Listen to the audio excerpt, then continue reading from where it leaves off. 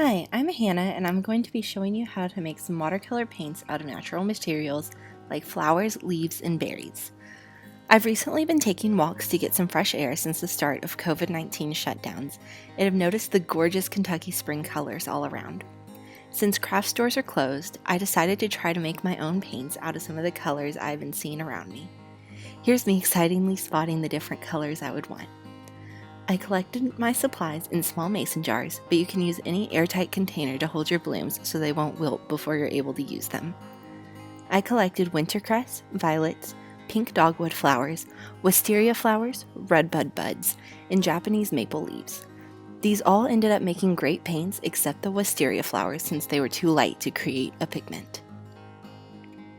The supplies you will need to create the paint is your collected natural pigments, a mortar and pestle, cornstarch, an ice cube tray, and water.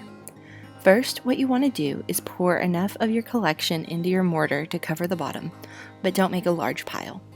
Add a small amount of cornstarch. For the red buds here, I'm using about half a spoonful, but it'll be different for each type of pigment you're making. Start to grind them up and add water once you feel like you aren't making progress anymore.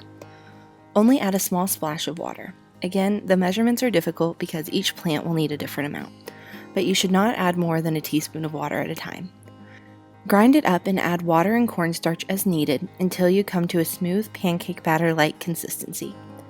For these red buds, that took about 7 minutes. Pour it into an ice cube tray and move on to your next pigment. While making these pigments, I started to really look at the colors that grew in my area. I also started to notice that the colors the flowers were in nature didn't always match up to the color they made as paint. The violets that were a brilliant purple in my yard made a muted blue paint, and while experimenting with different ways to make the paint, I found that the magenta red buds mixed with vinegar and baking soda made a lime green concoction. With natural pigments, you're never quite sure what color your paint will turn out to be. This process can also be done with food.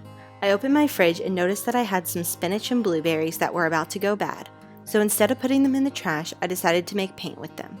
I tried making paint with a clementine peel as well, but that turned out being too difficult to grind by hand. Tear up bigger leaves like these spinach leaves before trying to grind them to make the process easier. With berries that are already full of juice, you may need more cornstarch to get the consistency we want for paint. Make sure to wash your hands after because this project will get a little messy, but that means you're doing it right. Set your paint in the window to dry overnight. Do not be alarmed if your pigments have changed color since you made them.